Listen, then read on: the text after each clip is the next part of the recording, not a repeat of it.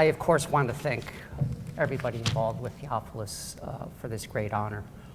This has just been a wonderful experience this year working with them. Louder? Louder, okay. More into the microphone.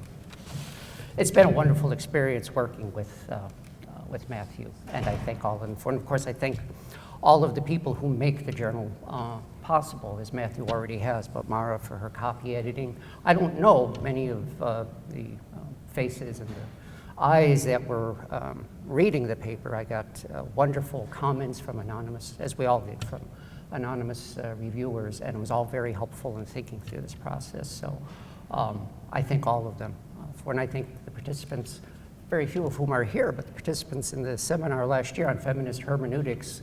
That was kind of like the, it was the pond where these ideas were skimmed from. So that's always a helpful process. Lori mentioned that I have a background in philosophy. It's analytic philosophy, it's sometimes called.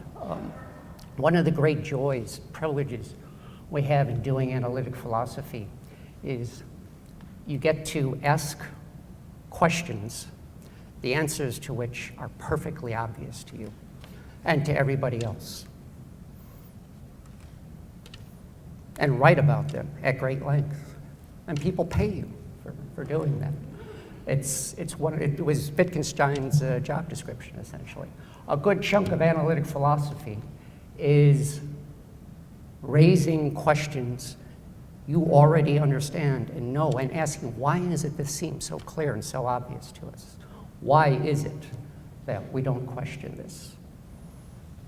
And that's essentially what this article is. It's the question, as you see on the flyers that announce this event here. Can the Bible make one a feminist? In other words, could we take somebody, preposterous as it might sound, could we take somebody who has very little knowledge, experience of the Bible, maybe the vaguest understanding of what feminism is,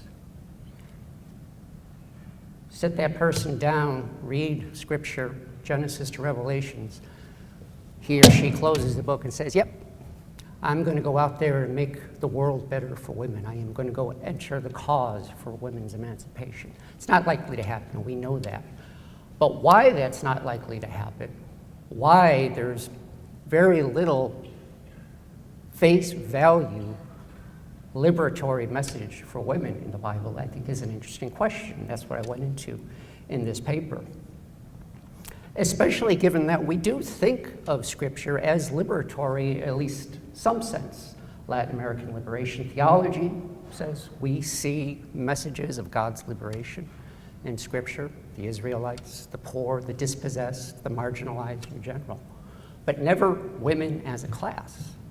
It has to be teased out in a very difficult way. So I'm not going to summarize the paper so much, because we want you to read it.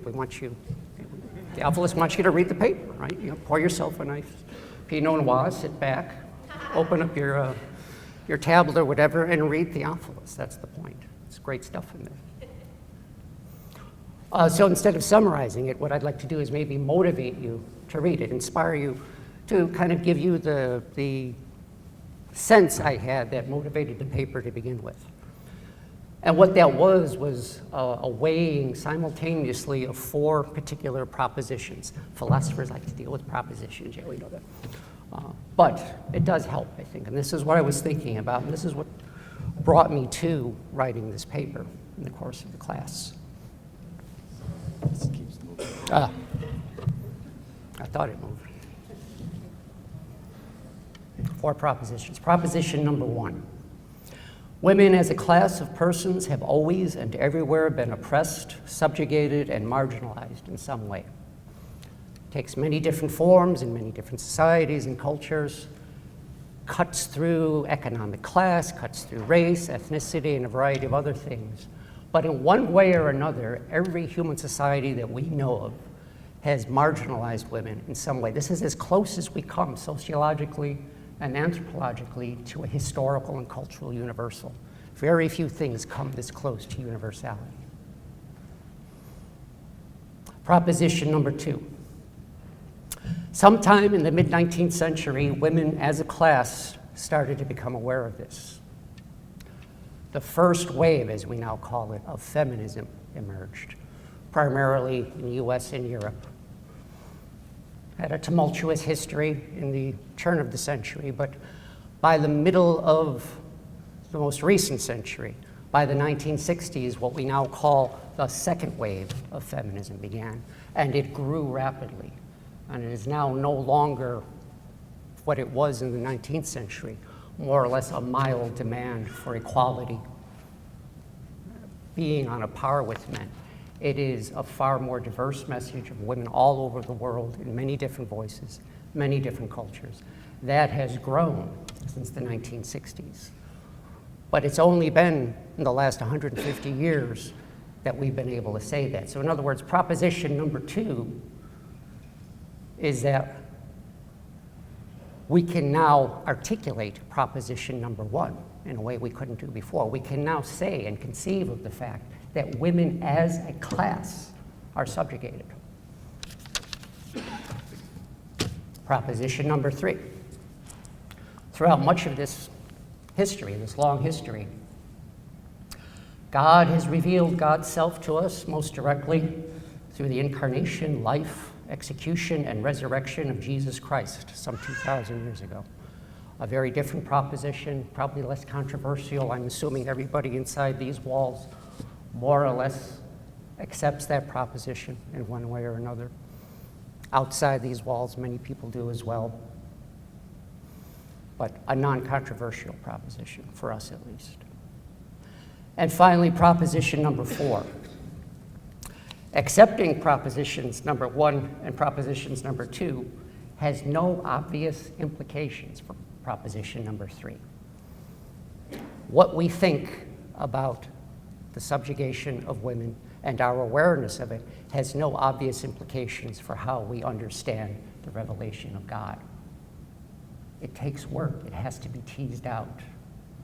It takes the great efforts of people like Barbara Reed and Elizabeth Schussler Fiorenza and a whole host of other feminist hermeneuticists and biblical scholars that I talk about in the paper. My life was a lot simpler maybe 10 years ago, even before I encountered Laurie Brink and her enlightening me to Scripture. I was an agnostic.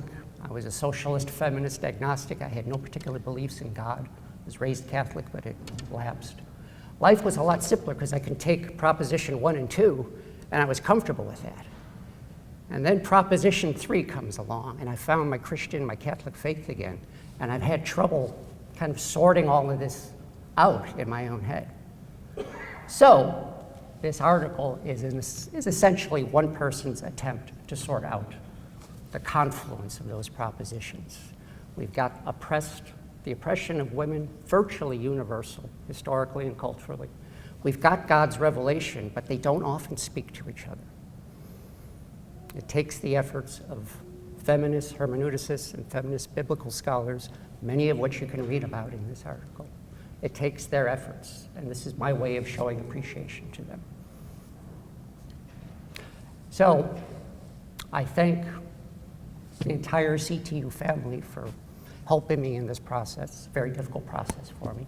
I thank my Franciscan brothers and the entire Franciscan family for helping me in that process. And I thank you for indulging me in these few words here.